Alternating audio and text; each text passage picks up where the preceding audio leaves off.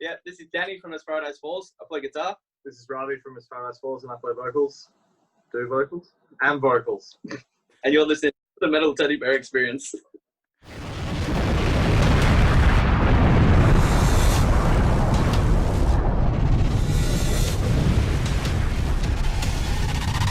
The Metal Teddy Bear Experience has begun.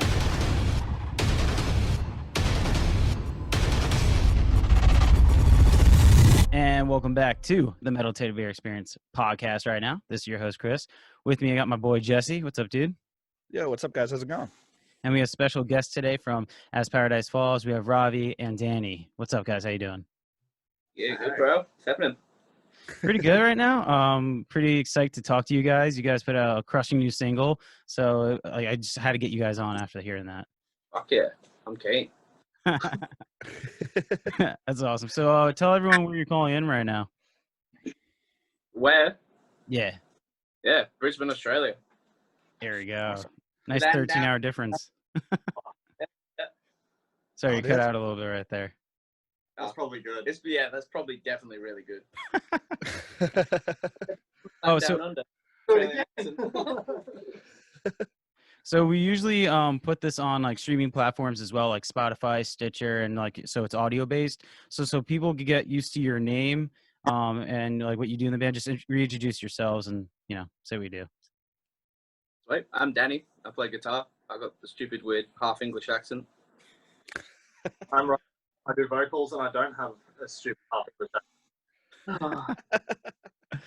Oh God, you guys are gonna have fun on this show right here, dude. Well, a main thing in our show is that we butcher name. At least I'll speak for myself. I butcher names and I butcher album titles. I'll call it the wrong thing all the time, and we always have a good laugh about it. And I feel like that's happens way too often on a professional podcast. You're damn right. Absolutely. Which is crazy because I'm like a bumble lip dude. I fuck up everything. And for some reason I'm good at names, but words I'm just like fucking was it ciabatta bread? Like no, brioche. You know brioche bread? Yeah, I fucking called that brioche for like a good year. No one told me. I was like, yeah, can I get that burger with the brioche bread? And they're like, sure. And my friend's just like, dude, I'm at a table with you. Fix it. Like, you fucking embarrassing. I was like, all right, sorry.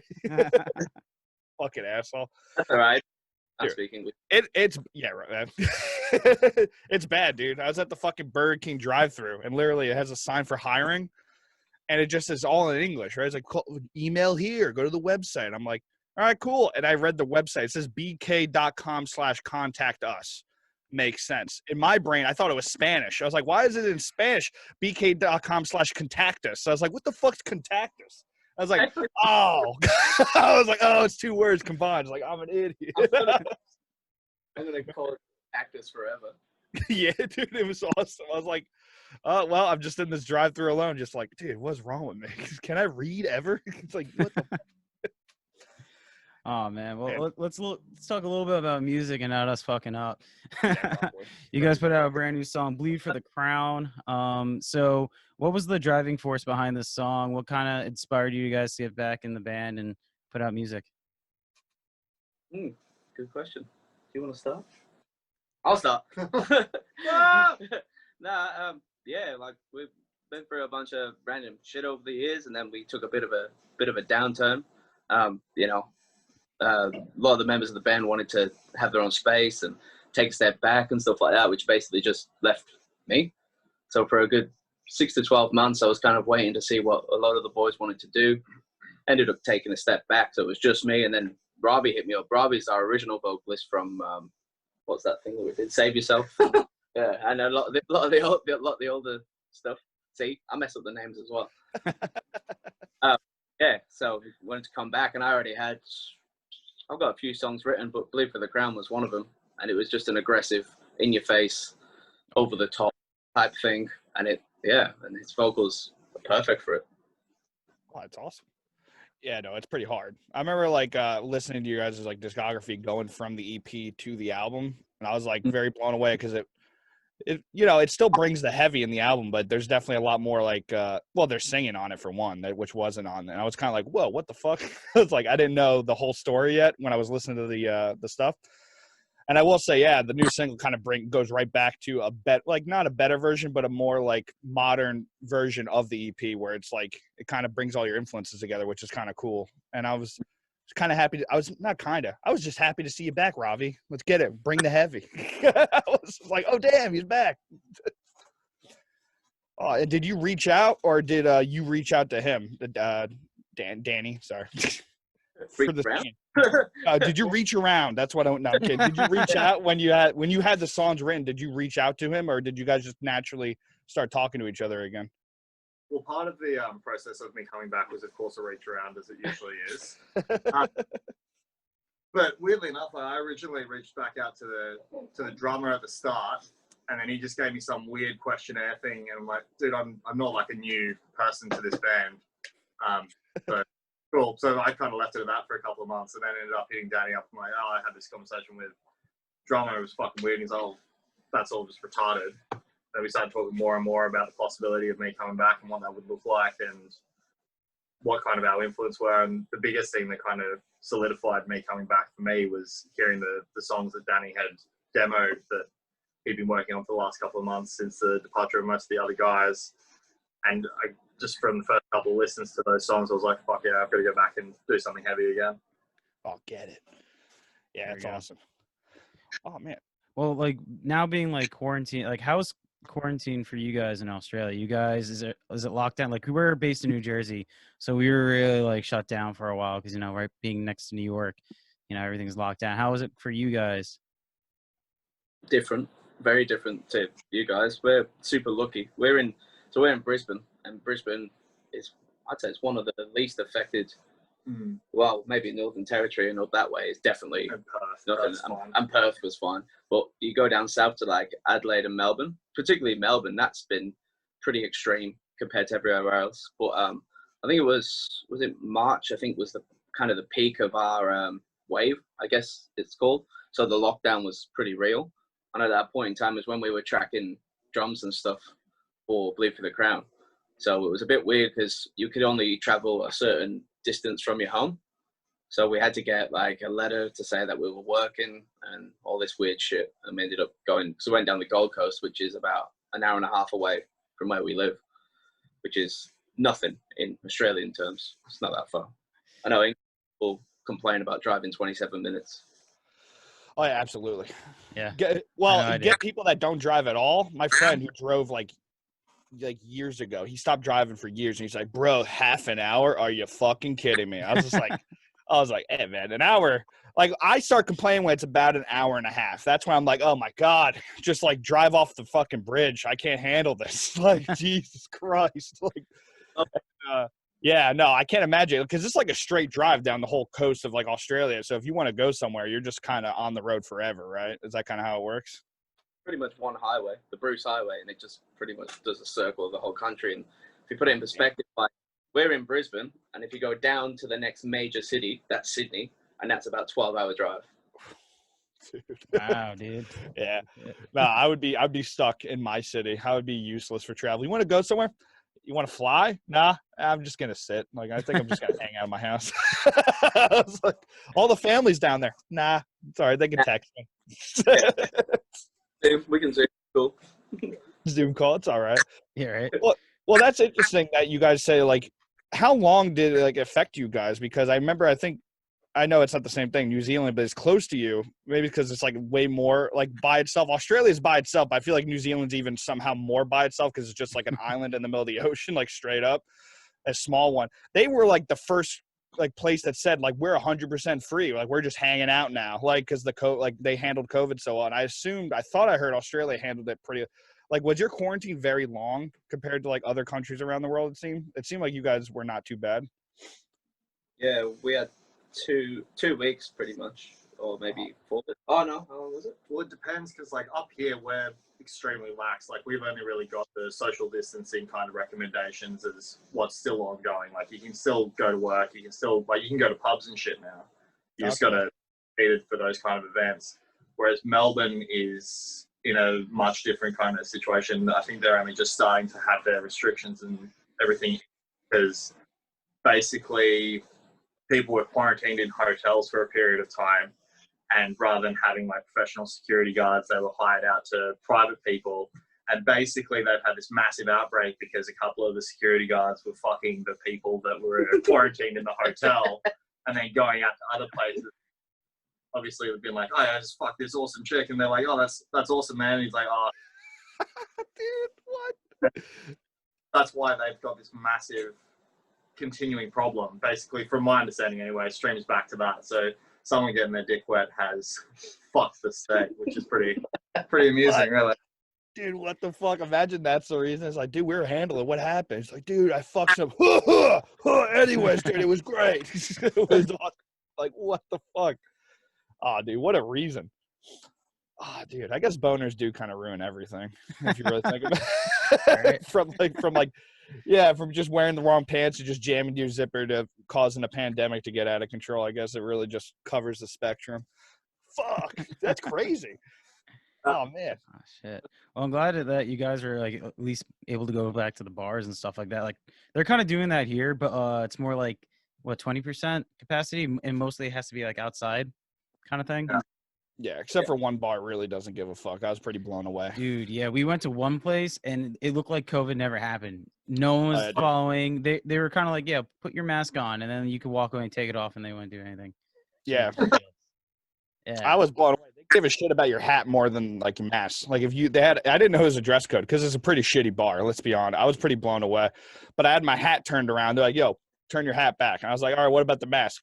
Who cares? I was just like, "What?" I was like, "Are you shitting me?" Yeah. If there's a faster way to get stop caring about a pandemic is to take a shot. I felt like everyone got closer as a shot was taken. Like it just immediately, I was like, "Wow, dude!" I was like, "I'm out of here." I was like, "This is crazy." I was like. They were like, outside, nah, forget it. Dude, inside, come on inside. It's cold out there. It's just like, what? No. Take a drink. On. Oh, dude, it was crazy. So, did you guys get to record any other tracks other than the single? Like, do you guys have like an album already in the bank? When we recorded the single, we did record another song as well, which is actually mixed and mastered. So technically, that's what we because we didn't really know what we were doing, so we were just recording some music, and then now we're looking at possibly an EP. What year are we in? 2020. So next year. So something that's all on the cards, and it's pretty organic the way things have come around, and we've wanted to kind of disrupt our pattern of like album, go quiet, single album, go quiet, kind of with streaming, it's kind of changed the game a little bit. I really wanted to I think we really wanted to just release singles as often as possible. But I know people want like whole albums or EPs and stuff. So yeah, it's pretty fluid. Yeah, but to answer your question without giving you an essay, which I think I've done. You have done. Yeah. Oh, got a bunch of songs in the bank. One's ready to go. So. Well, we'd rather more info than no info. It sucks when you ask someone like, "Hey, you have a new record coming out?" They're like, "Yes," and that's it. We've had that happen before, but yeah, I'm glad to hear that you guys have stuff in the bank that you recorded. And do you guys have like a title for the EP at all? Not for the EP, but we do for the next single. Yes. Nice. Sorry, I feel like my answer should have been just. Yeah. Do you want to drop any news to your boys in America? Do you guys have the title for it or no? No, I'm kidding. Oh wait, you cut out right at that moment. Cut out. Perfect. Australian internet. 10 out of 10. There we go. Is that the song Perfect? Yeah. Oh, cool. All right, done. Hey, we got I couldn't believe the cutout was perfect, literally. Yeah. Like, what? No. I want me to tell you how to save the world from itself. Listen very closely. It's like, no, yeah. And then he blows a cup. Oh, shit. Dude. That's fun. Well, actually, speaking to your way of like you wanted to do singles, and like I feel like a lot of bands have actually gone like interesting routes. Like for a while, a band called Code Orange, they were just releasing singles. It felt like for a very long time. It was kind of weird, and then they came out with the album. But they were talking like, oh, singles are the way. And then a band, Acacia Strain, they released their new album in segments of like 2 to 3 songs at a time with 5 EPs. And I was like, it's kind of interesting, especially when you break it down. Like some people's attention span, like sometimes the best songs are at the end of the album, but like by half the album, they're like, well, I got to go to work, or I got to go do something else. People just like their brains wander. Would you ever think about doing something like that? Like releasing small installments of like maybe not just single, like 2 songs at a time, and then like maybe working your way up to an album? Yeah, definitely. I think a big problem I feel with an album is you kind of have to earn it, and you kind of have to be good enough to do an album. Yeah. Like you said, there always seems to be, there's not many albums you can say where I love every single track on that album, apart from Nick, we can all agree. But but pretty much you need, you know, there's a few fillers in there, you know. You try, but some do just turn into fillers. Even if you do like the song, there's other songs that are better. So I think, yeah, like we wanted to have stuff that was good enough for a whole album, and if we can't do it, then we won't do it. It's not just say, oh, we're releasing an album, you know, to have that thing. You know? That's very fair, because sometimes like you said, the song isn't even bad, but it's just like it's almost like it's like you think you're hot, but you stand next to someone who's way hotter, and you're like, oh fuck, I guess I just by default became kind of ugly. It's like even if the song's good, it's like, well, this is the best song I've ever written. It's like, well, fuck, I have no way to compare to this. Like it's just like I just look like, where in an EP of bangers, it just seems a lot better than an album with 5 bangers and 6 songs that were, or like 4 songs that were all right. It's like that's actually a good methodology, honestly. I kind of like that. Yeah, whether it's big to do, you know, in terms of strategically or whatever, I don't really know, but we'll find out, I guess. That's the beauty of it. You're making music, you can do what you want, sort of thing. You know, we've got a great label that supports us, and he's always really keen to just say, yeah, that's sick, let's do that, pretty much. Yeah, it's awesome. That's the support you kind of need, you know, nowadays. With like, that's what, like when you were talking about Code Orange before, Jess, when they said like they were just releasing singles, I don't think Roadrunner would have been too happy if they just kept that route going. I think a label like that would want a full record, you know, like the whole cycle and everything. Yeah, especially for a band like they're basically Roadrunner's a major label, I think. Yeah, like it's a major. I can't remember. I don't know the term, but if it's a major label with a band that's on the up and coming, you know. It's like, yeah, that's kind of free money. You want them to release shit, even if like the next album sucks, but people will like the last album. They're gonna buy it by default. You get like a free record to make money. So like I think record labels look at it like that. They're like, I don't give a shit if it sucks. Put it out. Let's make the money. If you suck, you'll get off the label, and we'll find a new band. Like it's just like, luckily their new album was sick, but it's like, yeah, I feel like that's how like maybe the darker side of like making money. It's like, yeah, we just kind of want to make money. So can you please release, like, we'll make vinyl, it'll be pretty as hell. You know, we're going to make it splatter. It's going to be amazing. We're going to make money. Don't worry. Contracted to as well. They could be contracted to albums. So they, that too.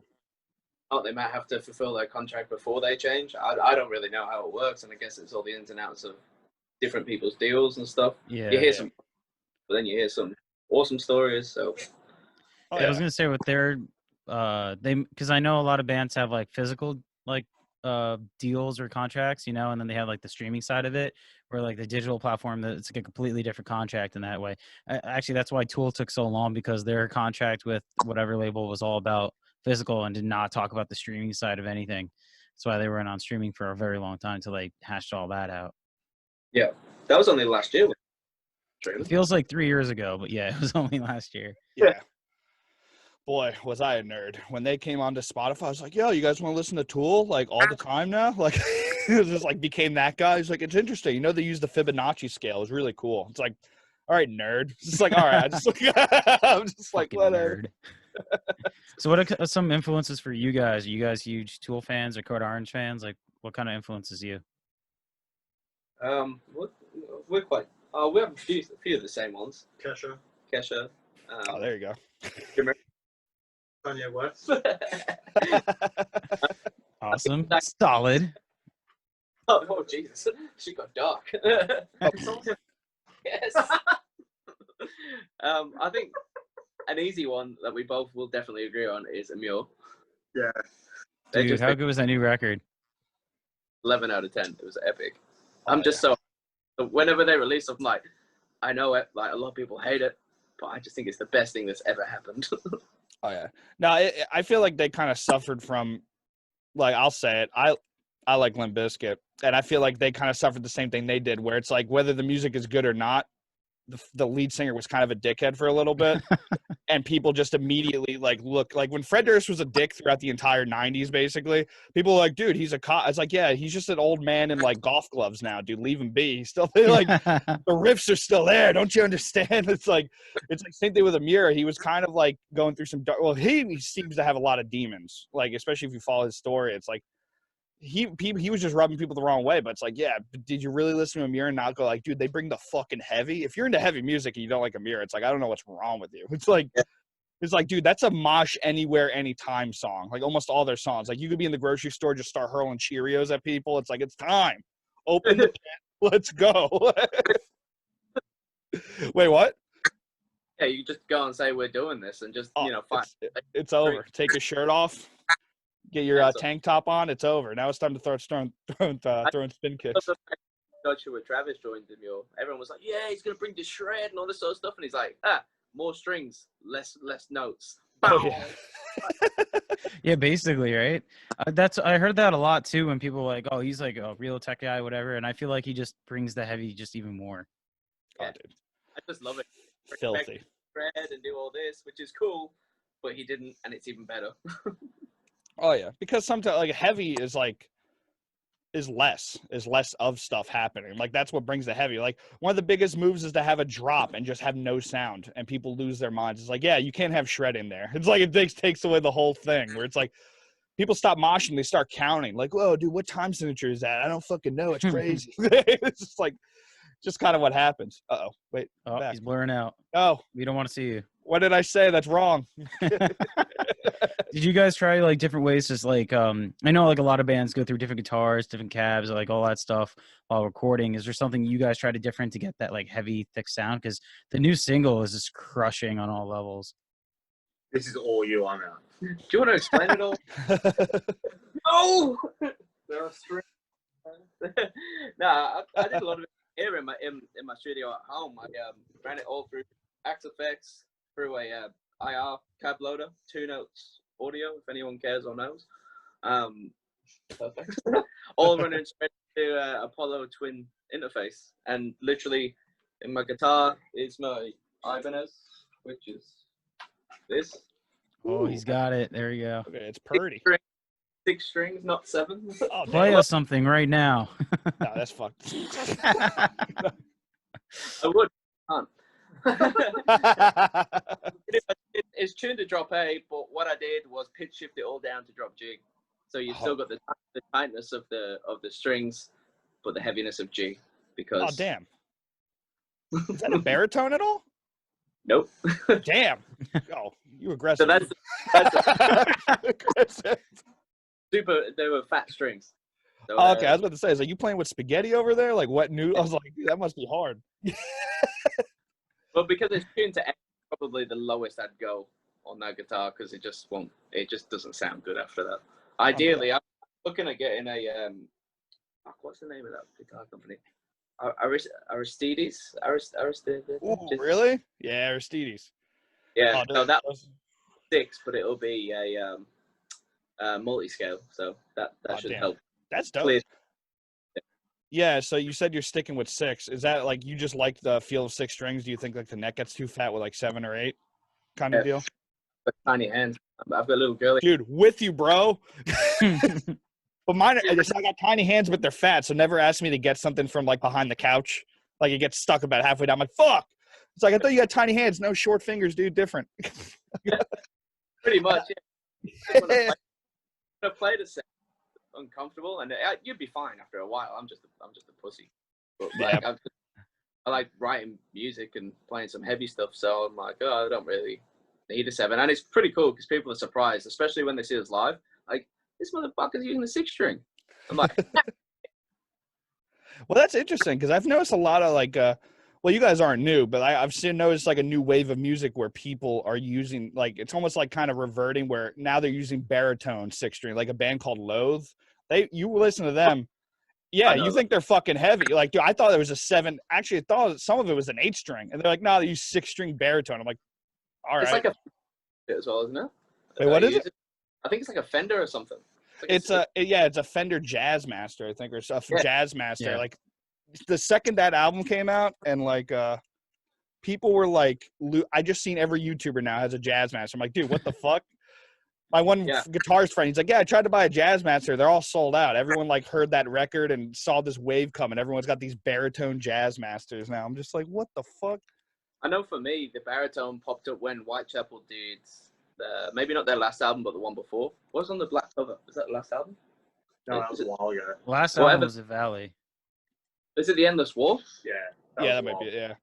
So that one, when they released that, I It couldn't. was like 5 years ago. Yes. Yeah. I know. Still a good album. I'm pretty sure he used a baritone. I don't know whether it was a 6, but it might have been a 7. But so he was talking a lot about baritone and how they got that sound, and it made a massive difference. And I was like, ever since then, I was like, oh yeah, that's probably the way I should go. And I've just been too lazy to buy another guitar. Well, it's interesting too. It's like not only does it get people like you say to look at you, because especially on YouTube, everyone just has all the time in the world. They're like, dude, look at that guitar, his setup, and all this bullshit. It's like the second it's like 6-string, they're like, and it's heavy. What? Like for some reason, people think you can't be heavy with 6-string. And it's like when you start getting these crazy tones out of it, people just like me. I'm not even really a guitarist. I just know a little bit about it. I lose my mind. I'm like, what? Disgusting. It sounded like it came out of hell. Yeah, there's ways around it, and I know I take a lot of inspiration from stuff like Hans Zimmer and stuff like that. He pretty much says like he doesn't care what he's using. If it sounds good, it sounds good. What does it matter? If it's digital, if it's analog, if it's 6-string or 20-string, if it sounds good, it sounds good. Even some sounds good in the mix, so it's just whatever. Just make it sound good. That's the right way to be. I always hate that when people just like just kind of cut off something. Like they're just like, well, that's it. I can't use that because that's not cool. Or like what was the thing? Like, you know, you got these raw guys now. They're like, oh, we got to record it raw. Nothing else. It's like, you know, there's a lot of cool plugins and shit. Like you might be like missing out, like an entire world at your fingertips. They produce it because they can guarantee the producer, oh yeah, raw, yeah, no worries. And as soon as the band leaves, it's like, fuck these guys, plugins. Yeah. I'm not fucking doing that shit. What are you doing? Yeah, it's nutty. And also, let's just be honest, that sound only works for like punk and hardcore. Like if you have anything technical at all, it's like, yeah, good luck, asshole. Like you're really gonna go through. It's like what are you, a black metal band? The fuck out of here. It's like no. It's like a bunch of assholes. Yeah. And super talented to do stuff like raw in our type of music, like ridiculously. And even then, they still, you know, there's still sample replacement or this sample replacement enhancement and stuff like that, you know. But at the end of the day, who cares? You listen to it on fucking Spotify, like, or you like check this out, bro, and then so long as live you can make that sound, just go and do it. Oh yeah, and also it's just the way to be too. It's like I forgot what's his name, Machine, the producer. He was just like, yeah, we're here to make the best song. Like I don't care. Like we're here to make the best song. It's just like, and it worked. Like especially the albums like he did with Lamb of God. It's like, yeah, no, he's really good at that. Like he just like, yeah, we're gonna use this. I don't want to use it. Well, this is why you should use it because it makes this better and this better. And people just get like a dirty word in their head, like, oh, if I use like you said, like I replace drums. It's like, am I even playing that stuff? Like, because I know it would be weird for me if I was like a young kid going to record drums. It's like, yeah, I kind of replaced all your toms with like this sound. Like, did I even fucking play it, or am I like inputting MIDI notes now? Like, I know it'd probably affect me, but in reality, it's like if I could play it live, like you said, it kind of doesn't matter entirely, which is interesting. So, are you guys? Oh wait, what? On the new like singles, did you guys like? Do you use digital, but do you do your best to like try to like not replace notes and stuff with MIDI, or do you guys just like revert back to like finding a good pack like Superior Drummer and like placing the notes and whatnot, or do you try to stay as raw as possible while using digital like helping, which is like I feel like is like the best combination almost. Yeah, the idea is to get the best performance and the best sound naturally, because you can always enhance that. Whereas if you've got a real shit to start with, it's to try and either enhance it or even replace it, and you can tell it's then been replaced and things get messy. Like I did a lot of the production on our stuff, but then I sent it over to mix and master with our we use Shane Edwards. What's he at now? Studio 28 in Bangkok, and he's from Sydney originally. He's done a lot of like old Die Artist Murder, and he did the North Lane Discoveries album, and he's done everything, and now he's branched off more into a lot of mainstream stuff, to be honest. But he's still a metalhead at heart. So I know when we have conversations, it's like, yeah, just get the best sound. Don't use cheap gear, because you can tell on which then makes it harder for him to get the best sound. So, we just went to a real good studio. The drums, honestly, were pretty raw. Like, obviously, there is some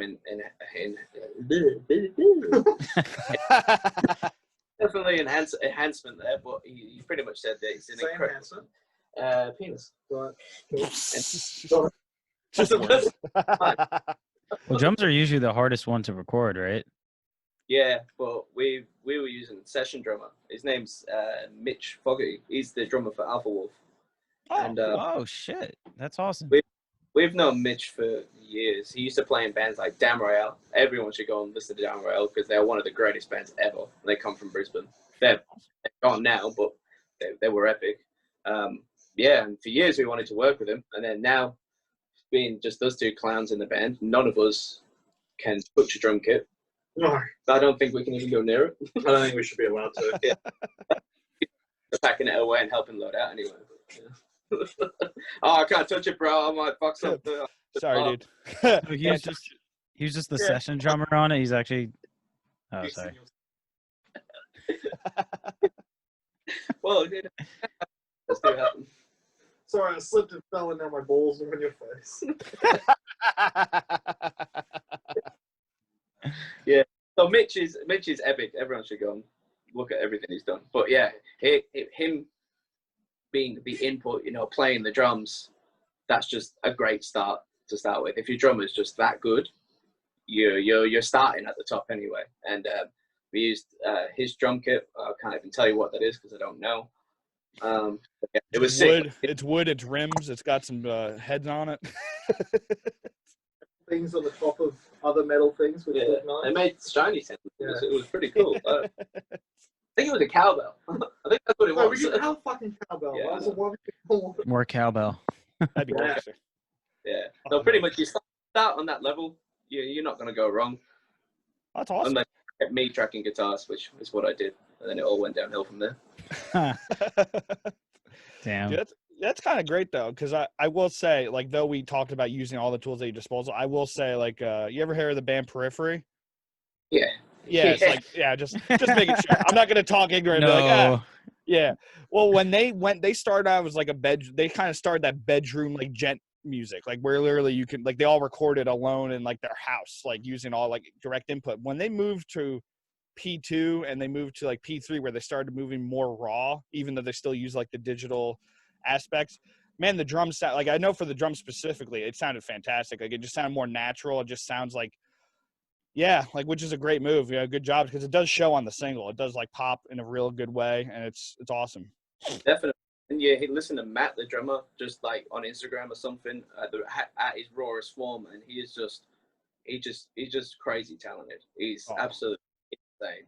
And then he teams up with Nolly, who's just one of the top fucking metal producers, or just producers. And then they usually track at New Farm Studios in the UK, I believe, which is just a great sounding place. Oh, yeah. And it's just epic. It comes out epic every time, and that's what I mean. You start off with, the higher standards. So at the end of the day, if you want it to sound better and you're a drummer, learn your shit. Yeah. Same on guitar and same with vocals. I mean, Ravi's still trying. We'll give him That's awesome. Oh man, yeah, that is very true.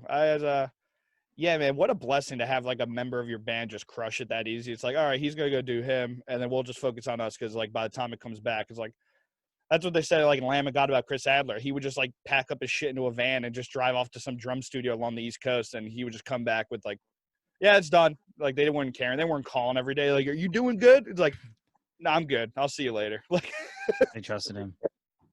Well, you guys are like, you said you're like, you want to put out an EP, you want to put out a record. Is there like an overall like theme, like a concept maybe with the lyrics or anything with like the direction of like where you want the song to be pointed, or the album?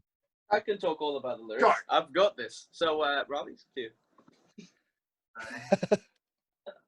I think with the not so much trying to go towards like a concept record, album, or EP.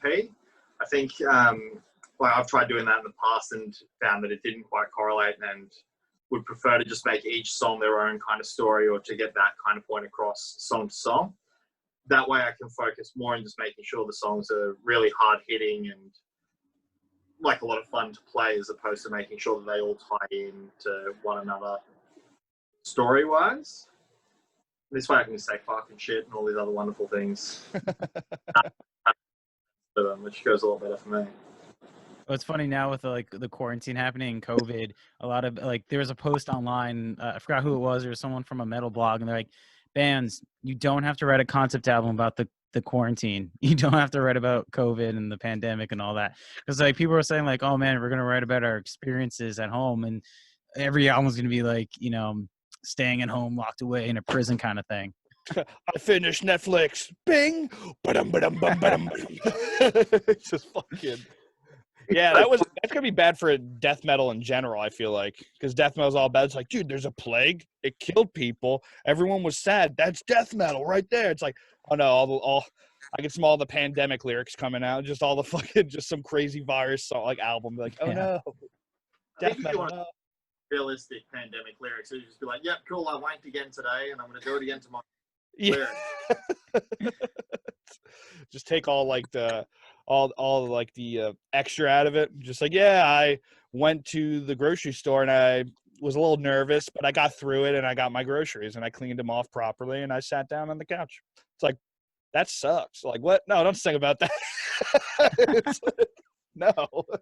I think there's going to be a huge problem when it comes back with like, not even just, you know, the quarantine albums. The bands are all going to be coming out with brand new records. They're all going to be wanting to tour. I hear right now there's actually a lot of venues that are being booked already for like 2021 and, you know, so forth. And there's like a waiting list now. So do you guys have any plans on playing shows, or do you guys anything set up in the future? Well, we're actually allowed to play shows in Brisbane anyway at the moment. So there's obviously the same kind of restrictions as there are with pubs. So it's like the 10 or 20%, whatever it is. And then obviously there's the social distancing, which is done in a really stupid way. So basically, like, Danny and I can be sitting shoulder to shoulder, but we can't be standing, which makes no sense whatsoever. Because if you're spending the entire night sitting next to someone, whether you know them or not, it's like, cool, so they're breathing in your shit, you're breathing in their shit. Wow. Everyone's having a time. Whereas it like washing, you're like, yep, cool, I've got their shit, I've got their shit, I've got their shit, I'm over on this wall, like everything's having a great time. But I think at the moment for us, we probably aren't as eager as we could be to be playing shows in that capacity. With our music's always been best suited to our live shows and having a lot of energy both on stage and off it with the crowd. So I think we would prefer to wait until there's the opportunity to play the shows that we want to be able to play and to put on the show that we want to put on. And the capacities, are they like 20% or 40%, or it doesn't matter? Yeah. I played one in my last project, Warbear, where it was a 100-person cap, and it just felt like back in the days where you just come out as a new band and everyone's sitting down with their arms crossed and like, yeah, you're here. Oh man. Right? So it's just the energy's not quite there, and while it's nice to be able to get up on stage again, it's really lacking that energy component that I guess we, at least in this band, love. Well, we were kind of like just speaking with our friends and stuff like that. We were talking about how, like, let's say there is like you're only allowed 100 people in, and there's no seating pit, you have to stand it. There's definitely going to be that one guy who's going to start that circle pit or mosh pit or hardcore pit or something, you know. And then what's going to happen? The guy, they're going to throw everyone out again, or they're just going to split them. Like, it's so many variables. Yeah, it's going to get gnarly. Then it's just sitting in with 100 people and there's aircon on. You're breathing everyone's shit in anyway. Yeah. Like, yeah, absolutely. It's half-cooked ideas for the most part. Yeah, I feel like people were just guessing too. It's like, it's hard, you know, and people like kind of got hit with this and they're just like, governor or whatever, leader of this area, what do you do? And they're just like, oh, I know about viruses and pandemics, so I think we should probably do this. Like, they don't just like, they just kind of like ask, like, I'm like, I've no. Like, if you just hit me with that, I'd be like, because I thought the same thing, like going into, you know, especially when places start opening up outside around here, it's like you keep your mask on, then you sit down, you take it off. And I'm like, yeah, but honestly, it's like we're kind of still pretty close. I'm like, whatever. I was just like, I haven't gotten sick. I got tested, so lucky me. But I will say, do you think you're at a disadvantage for being a heavier band? Because you do, like you said, you look for that energy, and playing heavy music is cool, but it kind of looks goofy when everyone's standing there. Usually at a metal show, that means bad things when everyone's just not listening to you. Let's fucking do this. Bah. You just, the Impress Me Bros, everyone's just like crossed arms, like, oh, this sucks. Like, even if people are into it, it's like, what does an applause at the end of a song matter if no one's cheering during the song at all? It's like, do you feel like maybe heavier music's at a disadvantage compared to like maybe jazz or fucking pop music or something where people can sit down and kind of just take it in? I think maybe when it comes to like the kind of heavy stuff that we play, where it's not the most technical side of things, it's heavily reliant on the energy and what the music kind of provokes in the audience. That might be a little bit more tricky. Again, it's still going to have the same kind of impact if someone's listening to it as like a gym workout or anything like that. That's that kind of stimulus. But when it comes to the live performance, I would say that it would definitely be a harder show to pull off, because it's hard to kind of go ballistic and look so good when everyone's having a sit down with a friend. Yeah, I always felt bad. Like, unless you're like between the buried and me, I feel like there's not many metal bands that people are just like, I'm content with sitting here for an hour listening to breakdowns. It's like, I'm gonna tell you, I want to move eventually, even if I could just jump. Like, I'm just like, motherfucker, I gotta move a little bit. Like, dude, this music's hard. Like, I just can't sit in the back. As Chris, there's always that moment in the show where I'm just like, I think I'm gonna sit here and drink all night, and then there's the one song I'm like, hold my drink. I'm like, I'm gone. Like, it'd be kind of goofy to sit next to it, especially for heavy music. Like, I'm always like, I'm like, damn, that sucks. Because I want heavy music to come back, and I'd feel bad, especially when you guys work so hard. It's kind of goofy to, like you said, go back to like an opening style crowd where it feels like no one even knows you, and they're just standing there all awkwardly. It's like, what the fuck, guys? Starting from the beginning. You own my CD. Mosh, move. What are you doing? Show me some love. Did you guys were you guys a little hesitant about putting out new music or a new album, EP, or putting out anything during this? Because I know a lot of people are like, when you put out a new album, you put out a new single, new EP, you have to tour it to support it, and now you can't do that. So you have to be a little more creative with the promotion. Were you guys a little hesitant? Nah.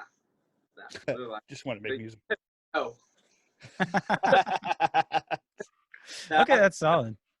Obviously, it's a bit of a disadvantage because you'd line it up with a good show or a tour, but you can't do that. So it's like, we're here to make music anyway, so let's just make it and do it. And it's not as if we're making a living off it. Like, we're at this point in time, you're quite lucky because we've got other jobs that we do and other projects that we do, but we're unlucky because it would be mint to just do this for a living. So it's pros and cons. There's a lot of bands in really shitty situations, like those Aussie bands who were on tour in America. There might have been like a show, 2 shows deep on a 30-day tour, and they got told they had to come home. And it's like, imagine. And then I know, I think it was Virgin Crown released, they copped that. They came home and they would release their album because it was all planned and ready to go. And those poor fuckers would have gone, spent so much money. I know visas cost a fortune as for America. And then you've got every other expense on top to be told to come home. And then you've got to release your album and hope people still buy it without being able to promote it as normal. And I know some of them, I think, came home.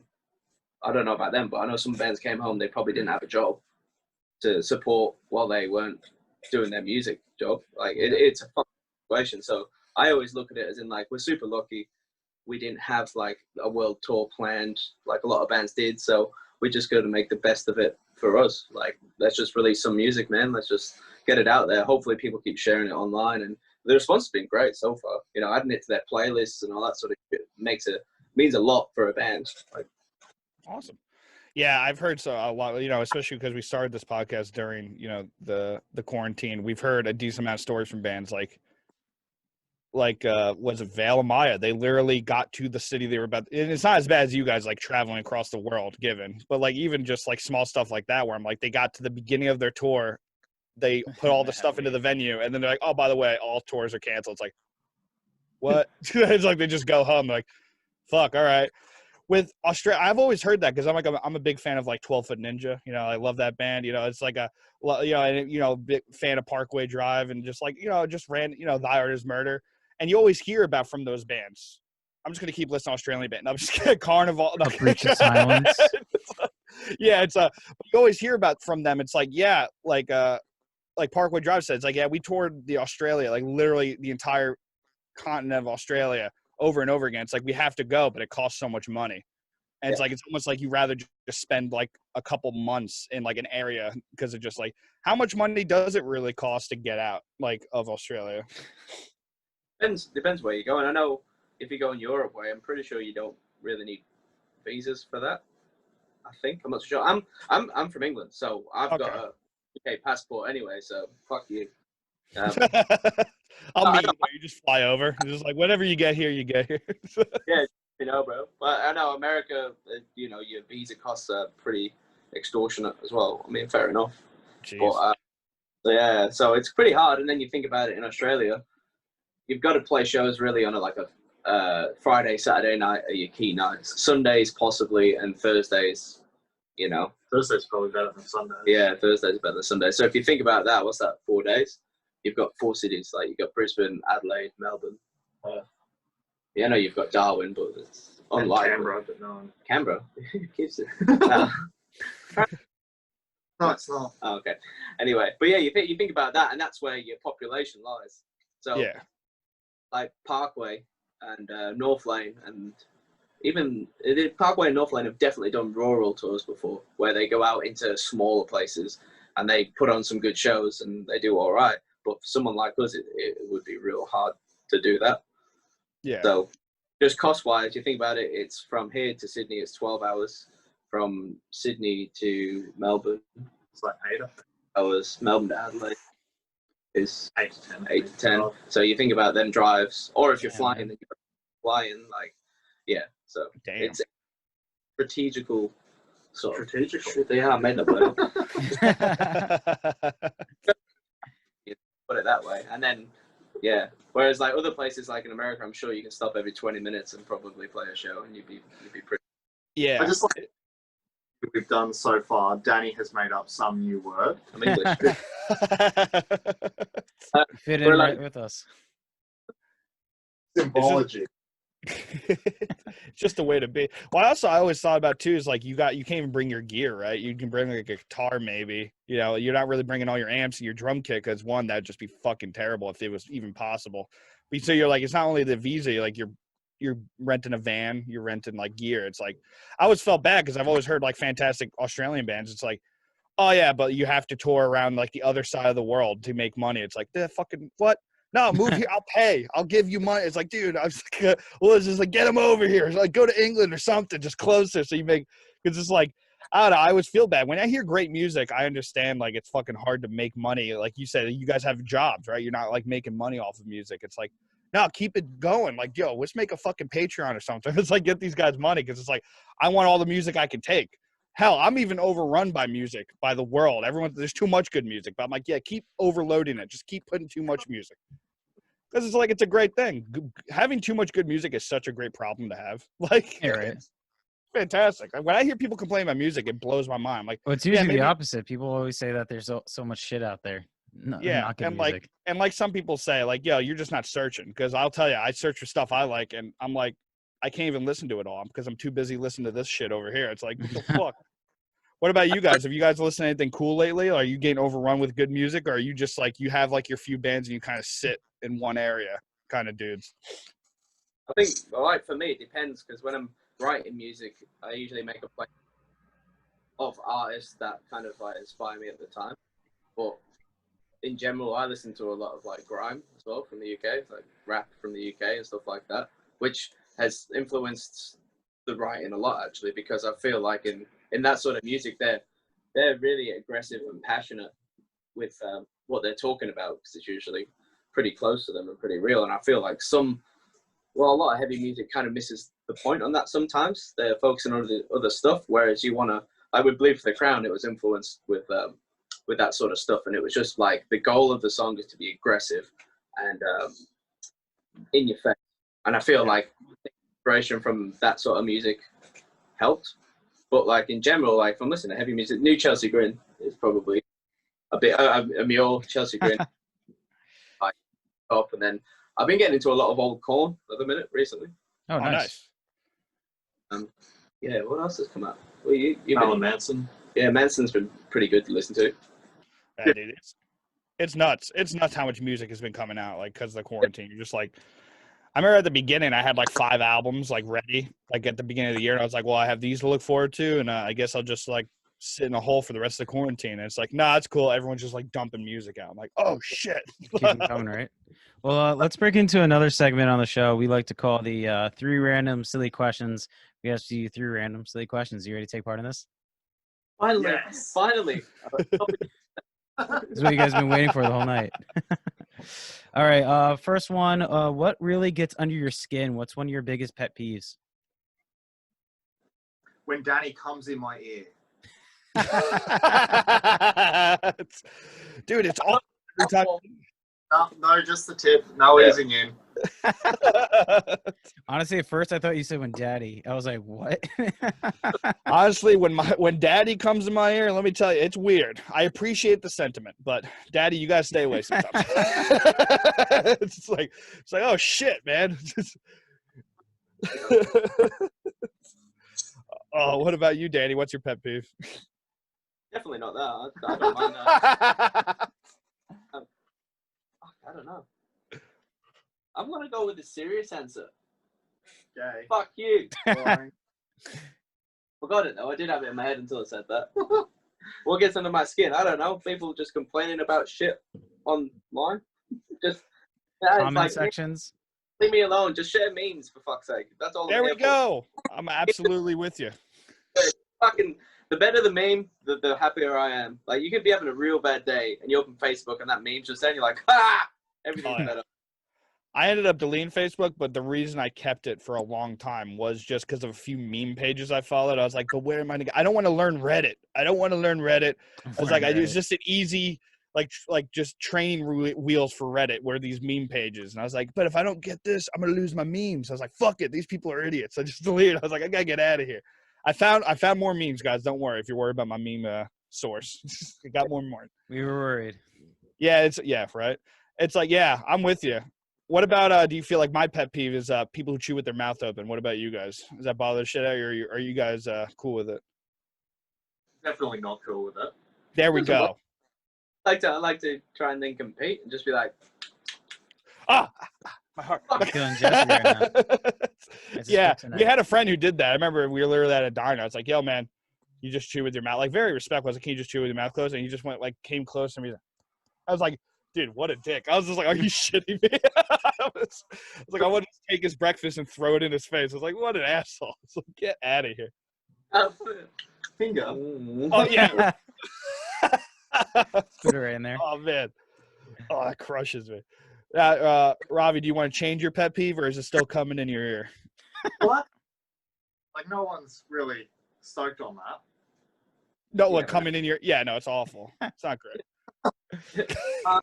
Also, a legitimate one would be how PC everyone has become and how easily offended people can be. Like, I prefer to think everything's just a level playing field and just to make light of shit situations across the board. Yeah. They have a sense of humor, which everyone has lost. Obviously, don't go in and continuously abuse and harass someone, but I think like all kind of jokes are relatively fair game. Yeah, I think especially I feel like a lot of like there's a spectrum that was lost, and I feel like a lot of things that weren't actually not offensive at all, like people tried to find offensive. Like when you like go into race, religion, all that stuff, it's like, yeah, I can understand why people get offended, right? It's like it takes a special, especially when you watch comedy, it takes a special comedian to make those funny, right? It's not like just some asshole can walk off the street. It's like, let me tell you about this. It's like, yo, Tom, you got to get out of here, bro. You're offending everyone. It's like, you're not even funny. It's like, well, it's just like little things. Like I can't even picture it, but like, I totally get it. Like, yeah, you'll just find, especially if you go to Twitter, you'll just find a comment. It could be 1,000 people enjoying it, and one guy just, no, you offended. It's like, there's always one guy. Yeah, there's always one guy. It's like, and the worst is I feel like it became a joke on itself now. So people are now taking like I'm offended as a joke, and they're like, it's like almost like mixing into this weird thing where it's like, is anyone even like real? Is like, are we all just bots now? We're all just repeating like this sarcastic joke. I'm like, who's offended? Like, I don't even understand what's happening.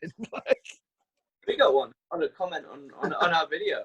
Some guy going, Yeah, it was awesome because I don't really understand it. And what was it? He said something about like Art school and political bullshit. yeah, oh, there's more political shit from these clowns who went to art school or some shit, and it was the most complimentary thing ever because I didn't even go to normal school. He's trying to insult you, but actually complimented you. Dude, you thought I went to school? Thanks, man. Honestly, it's great. That's awesome. Oh, wait a minute. What did I say? Jessica Who did blurred I out offend? again. All right, did question awesome? number 2. What's something when you were a kid that your parents told you and you actually believed it? That my dad loved me. Oh! Wow, okay. Oh, A deep no. one right there. I have a lot of genuine shit that my grandparents, like my granddad in particular, used to tell me. Just little things, not even just things like he was fully Irish, so I guess you can't really trust him there. But I'm Irish, I get away with it. But yeah, just little things. He'd tell me, he'd be like, "Oh, yep, that's definitely that," and it must be embedded in my mind as a kid. And when I'm older, I'm like, "No, that's definitely that over there." And someone's like, "Are you a fucking idiot or what?" And I'm like, "Oh, fuck, you got me again." For the longest period of time, like Oh, dude. Dude. I got fucked from that for a long time. Like, dude, little things my mom. Whoa. Yeah, dude, what? No, like I got Therapy like session. yeah, right. It's like now it's about me, guys. Can you take a step back? I'm gonna tell you my story. No, there was a few things like my parents. Well, more my mom. My mom told me literally that I would just repeat as a kid and just same thing, and then people all be like, "What the fuck?" Like she told me once, if you cook an artichoke wrong, you'll choke on it. That's where the name comes from. And I said that in a car at like 12, and my friend's older sister is like, "You mean like anything? If you eat anything wrong, you'll choke on it?" I was just like, "Yeah, I guess that kind of yeah, what the fuck?" I was like, now they said it out loud, I was like, I feel like an idiot. It's like, damn it. Oh, man. Yeah, fuck that shit. We got to get a fact checker for parents, all right? We got to stop spreading this misinformation. I got screwed a lot, man. I feel like I'm dumb, but I looked a lot dumber because of these random tidbits I would repeat. I quite like it because I'm my friends' kids. Now I just tell them stupid shit, and I'm like, one day that's gonna bite you in the ass. Oh, that's awesome. The long con. There's one that my dad used to tell me all the time. It's like whenever you heard thunder or lightning or anything like that, the angels were bowling, and I was like, oh, okay. And then one day, like I'm at the alley, and I'm like, wait, what? Oh, that doesn't make sense at all. Like it just fucking hit me like later on. Yeah, or when it's raining, someone's showering, which is kind of gross when you think about it. You're just getting like this holy dirt smut, like just falling from the sky. It's like, wait a minute, I'm just getting covered in your filth. This is not fair. What is even dirty up there? It's clouds. It's like the fuck. Yeah, goofy shit. You know what I found out? Which is I don't know. Did you guys ever hear this? Shave your beard; it'll grow back like faster. Like as a kid when you first start growing your facial hair. No, because I found out that was a parent thing. I didn't know. I was like, wait a minute. Look like, at that's that a too. parent trap? Properly. Yeah. Oh man, yeah. This little bad boy, and it just looked kind of weird, and that's taken 29 years. Jeez, I'm kind of jealous. Like I kind of wish like I have this crazy beard just because I shaved my entire head. Bad move, by the way. If you're confident in your looks, go ahead. Everything. But yeah, my entire body. I had 3 chest hairs, so those went immediately. No, Gone. But yeah, no, bad move. So I just kind of like went the other way. I was like, I'm gonna let everything grow. Like fuck it. But yeah, I kind of wish I didn't. Like I like my beard. Like it's my free man makeup. But I kind of wish I didn't grow it. Just like this is who I am. I had to get used to my face. Like you guys are great looking dudes. Like me, I gotta get comfortable. I gotta sit in front of the mirror. Look at it. You look at the model right there. Yeah, no. It's fucking fuck hair, by the way. Let's go on that. Fuck hair. No, I'm kidding. Next question. Let's go. Okay, question number 3. Which movie would you replace the main actor or actress with Danny DeVito? Oh, Terminator. You're fucked. Oh, Twilight. Was it Twilight? Make Which it an one? actual watchable movie. Which one? I've only seen the first. No. Which actor, actress? The chick. Exactly. That's what I'm Oh man, that's kind of a great answer across the board. Even if you replace Arnold Schwarzenegger, it's just kind of hilarious. Just Danny DeVito fucking a bunch of cops up, just nonstop. It's like, what? comedy. It's fucking great. Oh man, I kind of like the idea. You said Twilight. Well, That'd now be they're- legend. And replacing the chick. But no matter what, he has to replace the chick. Yeah, we got like Mission Impossible. We got Titanic. Shit. What's the other ones? Oh, you said 50 Shades of Grey. Oh really? Yeah, you said that. That's- You don't remember? Oh, that's gangster. Let me You don't show- remember what he said? Yeah, I don't know. It's just diarrhea of the mouth. That's kind of hilarious, Do you though. Yeah, trust me? whoever said that was hilarious. It's like you said it. It was like, imagine it's like, let me show you my dark side. Just Dan DeVito opens up a bunch of whips. It's like, ugh. It's like, I don't know if I want this like weird, like just hairy nugget of a man just whipping me. And just like, it's like, yeah. Wait, what happened? Oh, no. Watch that. Yeah, I kind of actually, again, we talked, I mentioned Patreons back then. I'll donate anything I need to make that movie happen. Let's go. Let's run. Oh Oh, shit. man. We got we got Lethal Weapon as well, but that kind of happened with Always Sunny. But the other one we had was Die Hard, replacing Bruce Willis. So Yeah. many good answers. I always kind of wonder, like, what do you guys think?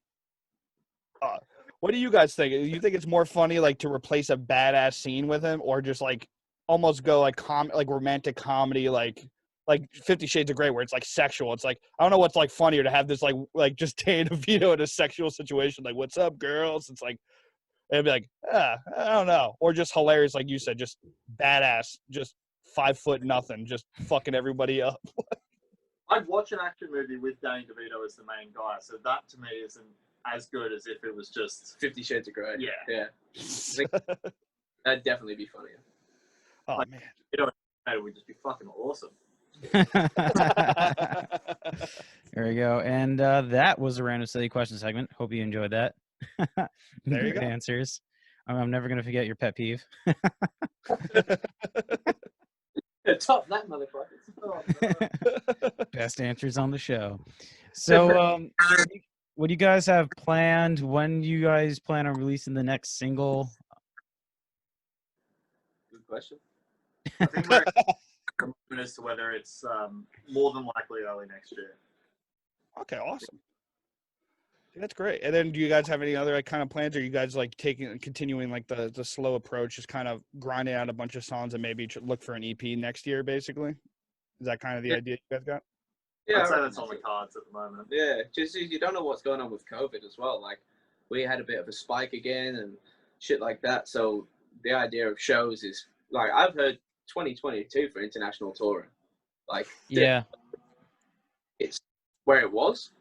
So it's going to be a ramp up, and you think about it, the amount of venues that'll be booked out, the tours that'll already be pre-booked, all that sort of stuff. So you just kind of got to go with the flow at the minute. But we're definitely constantly writing music, demoing music, and we're planning to record a lot more music. So yeah. Just worst case scenario, we just release a load of music.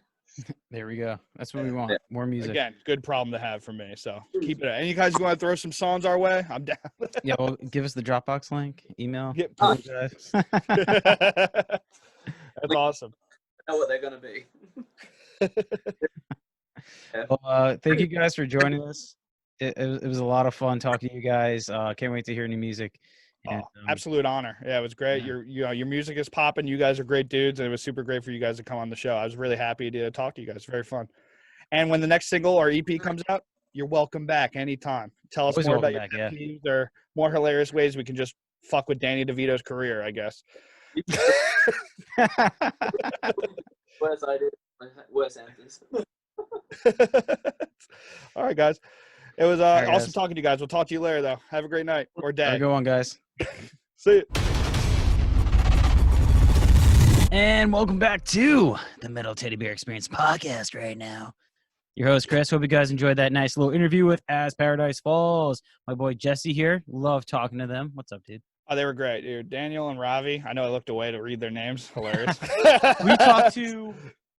Yeah, we talked to Dude, them. honestly, my new best friends, Daniel and Rob. Okay, they were great. Rocky Bomb. Yeah, right. They make great music. They had great answers. It was super fun to talk to those guys, and it was also super fun to talk to guys that are literally on the opposite side of the world from us, almost. Like, so That's pretty cool. I And think that their new EP or new album or whatever they actually decide to put out is going to be a lot better than the single they have, which is a good problem to have because that new single is awesome. It's like the Veil Maya thing. I hope that's the worst song on the record. I was like, what the fuck? Yeah, no, that is always like the thing, dude. If It's you a can different make compliment. yeah, it's dope. Yeah, the single was dope, and I kind of like yeah, they're going back to their old, like almost their roots, but like a newer version, like more polished, and it's gonna be cool. Very excited. Thanks for stopping by, people. Chris, do your business. Finish the show up for me. And if you guys like what you hear, you can tune into my radio show at WMSC 90.3 WMSC. Tuesday nights, 7 to 10 p.m. A lot of fun right there with my boy Rome. We talk about the boys, we talk about Ozark, we talk about movies and stuff. And of course, I play metal and I have awesome interviews with people like Between the Barrier and Me, Tommy Giles Jr.